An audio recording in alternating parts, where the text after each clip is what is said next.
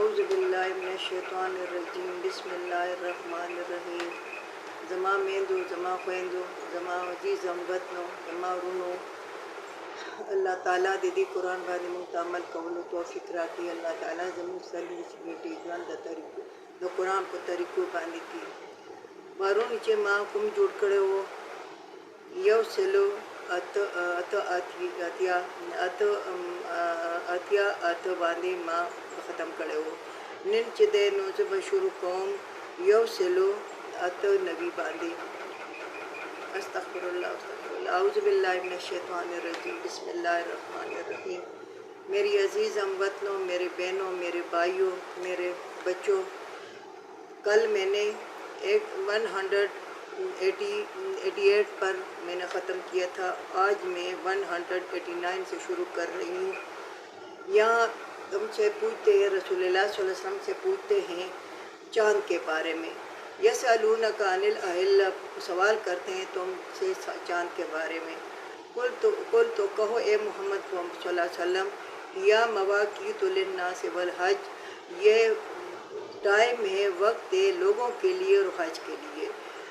یہ پوچھتے ہیں کہ چند تھوڑا ہوتا ہے، پھر بڑا ہوتا ہے، پھر اس سے چھوٹا ہوتا ہے، پھر سب سے چھوٹا ہو جاتا ہے جیسے کہ کھجور کی ٹہنی کی طرح. یہ کیسا ہے؟ تو کہو اے محمد صلی اللہ علیہ وسلم کہ یہ ٹائم ہے تمہارے لیے، لوگوں کے لیے، کہ تم اپنے دن اور رات تم اس طرح گزارو اور اس کے مطابق تم زندگی گزارو. اور سب سے بڑی بات کہ حج کا مہینہ نظر آئے کہ حج کا کون سا مہینہ ہے، کیونکہ کفر کی حالت میں جو تھے تو انشاءاللہ سورۃ توبہ میں آئے گا کہ یہ دنوں اور مہینوں کو بدل رہتے تھے. تو اللہ تعالیٰ نے یہ قرآن میں ہمیں بتا دیا کہ یہ مہینے ہیں اور حج کا مہینہ اپنی جگہ پہ استل ہے کہ اس مہینے میں تم حج کرو گے. تو یہ حج کے لیے ہے. تو کہو محمد صلی اللہ علیہ وسلم یہ وقت ہے لوگوں کے لیے اور حج کے لیے. وَلَيْسَ الْبِرُّ، نہیں نیکی بِأَن تَأْتُوا الْبُيُوتَ، کہ تم آتے ہو گھروں کو، مِن ظُهُورِهَا، پیچھے کی طرف، وَلَكِنَّ الْبِرَّ، لیکن نیکی ہے وہ جو مِنَ التَّقْوَىٰ پرہیزگاری کرے. وَآتُوا الْبُيُوتَ، آؤ اپنے گھروں کو، مِنْ أَبْوَابِهَا، دروازوں پر. اللہ تعالیٰ فرماتا ہے کہ یہ پیچھے جو میں نے پڑھا تھا کہ یہ جب رمضان مقرر ہوا تو یہ لوگ کہتے تھے کہ یہ تو گناہ ہے، ہم گھروں کو جائیں گے، بیویوں کے ساتھ بات کریں گے، بات چیت کریں گے، یہ کریں گے، وہ کریں گے، تو یہ تو گناہ ہے، ہم کیسا اور کھانا پینا کریں گے. تو پیچھے میں نے بتا دیا کہ شام سے لے کر سحری تک اور پو پھٹنے تک جتنا کہ سفید داڑھی اور کالی داڑھی نظر آ جائے اس تک تم کھانا پینا بھی کر سکتے ہو، اپنی عورتوں کے ساتھ بات چیت بھی کر سکتے ہو، اپنے معاملات بھی تم ادا کر سکتے ہو.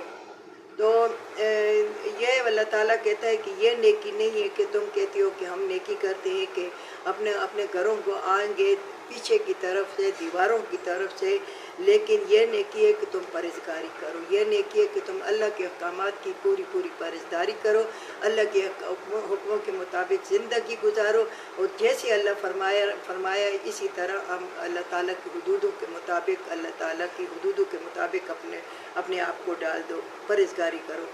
اور آؤ گھروں کو، وَآتُوا الْبُيُوتَ، آؤ گھروں کو، مِنْ أَبْوَابِهَا، دروازوں سے، آؤ اپنے گھروں کو دروازوں سے.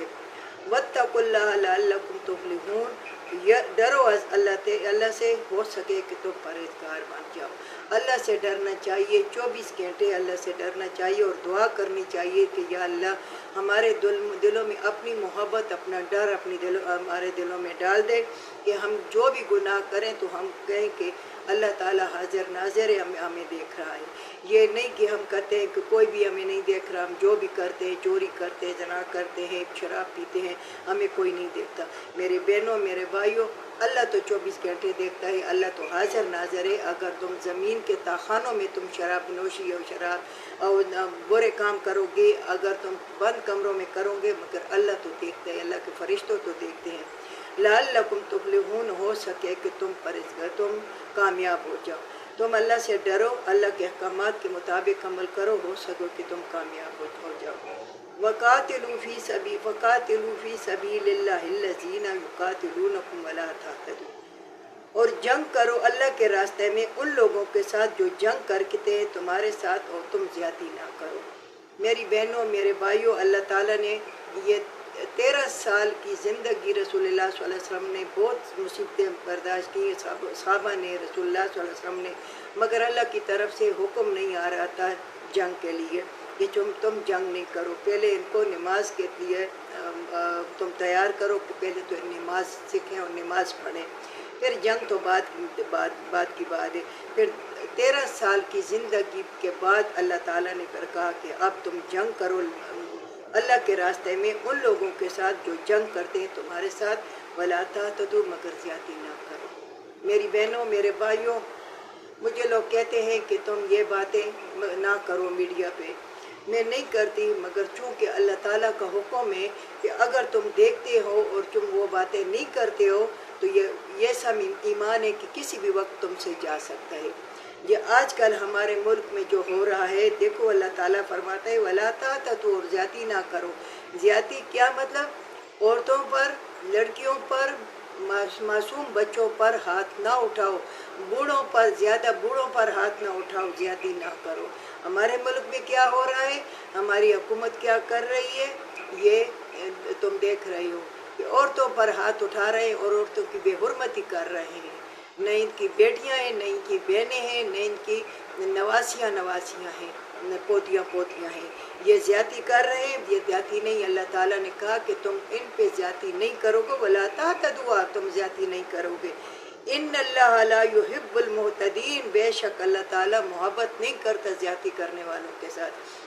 جو زیادتی کرتے ہیں یعنی عورتوں پر ہاتھ اٹھاتے ہیں، بوڑھی عورتوں پر، نوجوان لڑکیوں پر، بچوں پر، بچیوں پر، اور زیادہ بوڑھوں پر، بیماروں پر، مریضوں پر، یا اسپتالوں میں جو ہے ان کے ساتھ زیادتی کر رہے ہیں، یا قید خانے میں ہیں، ان کی قید میں ہیں، ان کے ساتھ زیادتی کر رہے ہیں۔ میری بہنوں میری بھائیوں، آگے صورت محمد میں انشاءاللہ آئے گا کہ وہاں اللہ تعالیٰ کہتا ہے کہ قیدی بھی تمہارے پاس آ جائیں تو قیدیوں کی بھی حفاظت کرو گے، ان کو آب و ہوا کے مطابق ان کو رکھو گے، ایسا نہیں کہ ان کو بند کمروں میں رکھ دو اور وہ دم گھٹ کے وہ مر جائیں، یہ بھی نہیں کرو گے، اور ایسی مار بھی نہ دو گے کہ وہ مر جائیں، ایسی مار بھی نہ دو گے کہ ان کی ہڈیاں ٹوٹ جائیں اور باہر نکلے اور کسی کام کی بھی نہ رہے، یہ نہ کرو گے۔ اللہ تعالیٰ کہتے ہیں کہ بے شک اللہ تعالیٰ محبت نہیں کرتا زیادتی کرنے والوں کے ساتھ۔ یاد رکھو کہ اللہ تعالیٰ زیادتی کرنے والوں کے ساتھ محبت نہیں کرتا۔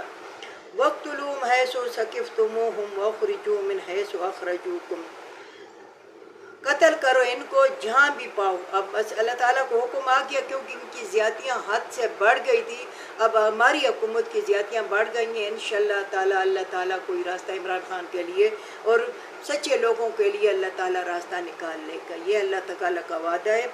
قتل کرو ان کو جہاں بھی پاؤ، ان کو جہاں بھی پاؤ، اور نکالو ان کو جیسا نکالا تھا تم کو۔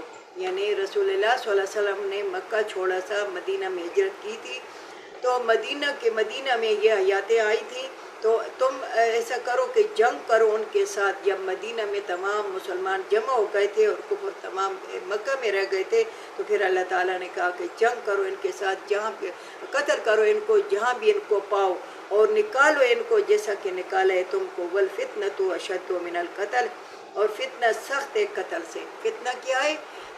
شرک کرنا، بدعت کرنا، اللہ کے ساتھ شریک کرنا، یہ فتنہ ہے، یہ فتنہ ہے، یہ دین میں جو آتا ہے تو یہ فتنہ پھر عذاب بن جاتا ہے۔ تو فتنہ سخت ہے قتل سے، قتل کرو کہ فتنہ نہ رہے دین میں۔ وَلَا تُقَاتِلُوهُمْ عِنْدَ الْمَسْجِدِ الْحَرَامِ، اور مت قتل کرو ان کو نزدیک مسجد الحرام کے۔ یعنی مسلمانوں کو اللہ تعالیٰ نے بتا دیا کہ مسجد الحرام کے سامنے، مسجد الحرام کے نزدیک تم جنگ نہ کرو، قتل نہ کرو۔ وَلَا تُقَاتِلُوهُمْ عِنْدَ الْمَسْجِدِ الْحَرَامِ، مت قتل کرو ان کو نزدیک مسجد الحرام کے۔ حَتَّى يُقَاتِلُوكُمْ فِيهِ، اس حد تک کہ یہ جنگ کرے تم سے یا قتل کرے تم کو ان کے۔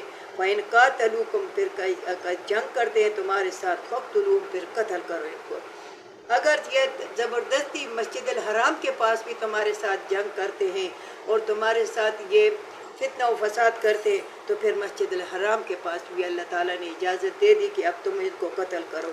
کذالک جزاء الکافرین، یہ جزائے کافروں کے لیے جو اللہ کے دین سے انکار کرتے ہیں، اللہ کے احکامات سے انکار کرتے ہیں، پھر ان کے لیے یہ سزا ہے کہ ان کو قتل کرو، جہاں بھی پاؤ ان کو قتل کرو۔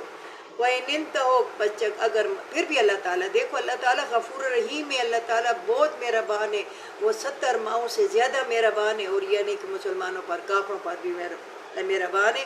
اگر کافر انسانیت کے طور پہ زندگی گزارتے ہیں تو وہ کافروں پر بھی مہربان ہے۔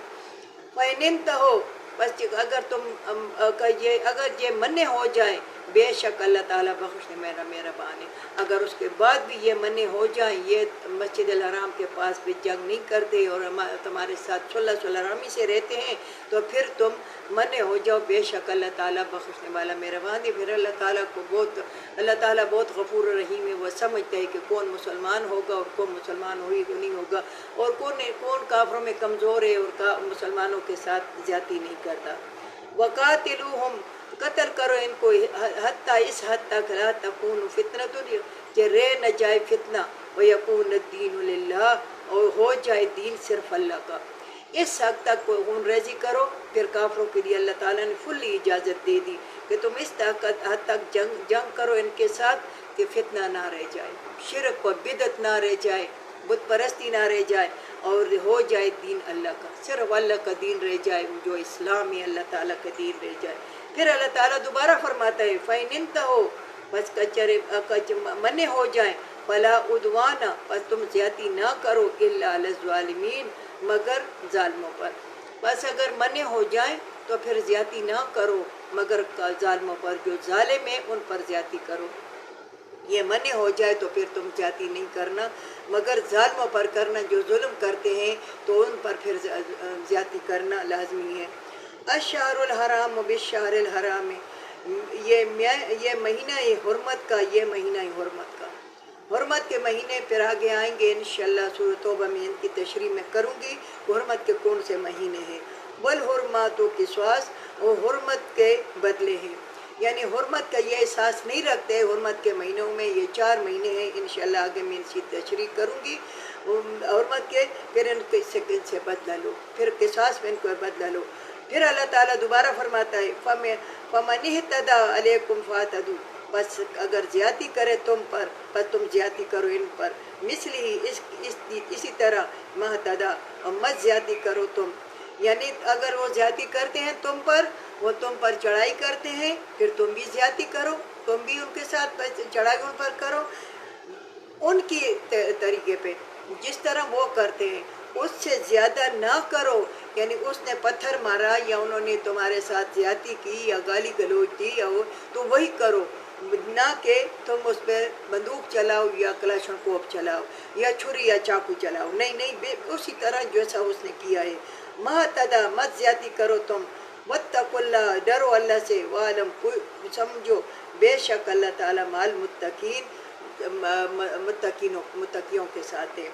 تم زیادتی مت کرو مگر وہ زیادتی کرتے ہیں تم پر تو اتنی زیادتی کرو کہ جتنی تم پر زیادتی کی گئی ہے، اور اس سے زیادہ تم زیادتی نہ کرو، یعنی اب مسلمان کو بھی منع کر دیا گیا ہے کہ تم اتنی زیادتی نہ کرو۔ تو میری بہنوں، میرے بھائیوں، یہ آج کل ہمارے ملک پاکستان میں کیا ہو رہا ہے، مسلمان پہ زیادتی کر رہا ہے، یہ کافروں کے لیے آیاتیں آئی ہیں مگر مسلمان پہ کر رہا ہے، تو اس کا کیا انجام ہوگا۔ اللہ تعالیٰ ہمیں آخرت کے برے انجام سے بچائے، اللہ تعالیٰ ہمیں وہ کرنے کی توفیق عطا فرمائے جو اللہ تعالیٰ ہمیں فرماتا ہے، اللہ تعالیٰ ہمیں اس راستے پر چلائے جو راستہ اللہ تعالیٰ ہمارے لیے منتخب کیا ہے۔ ڈرو اللہ سے، سمجھو، بے شک اللہ تعالیٰ متقیوں کے ساتھ ہے۔ اگر ہم اللہ کے احکامات کے مطابق عمل کریں گے، اللہ کے حکموں کے مطابق عمل کریں گے تو اللہ تعالیٰ پھر متقیوں کے ساتھ ہے۔ متقین جو ہے پھر اللہ تعالیٰ کے احکامات کے مطابق، قرآن کے مطابق، حدیث کے مطابق، رسول اللہ صلی اللہ علیہ وسلم کے بتائے ہوئے طریقے کے مطابق جنگ و جدل کرتے ہیں یا کافروں کے ساتھ کرتے ہیں مگر زیادتی نہیں کرتے ہیں۔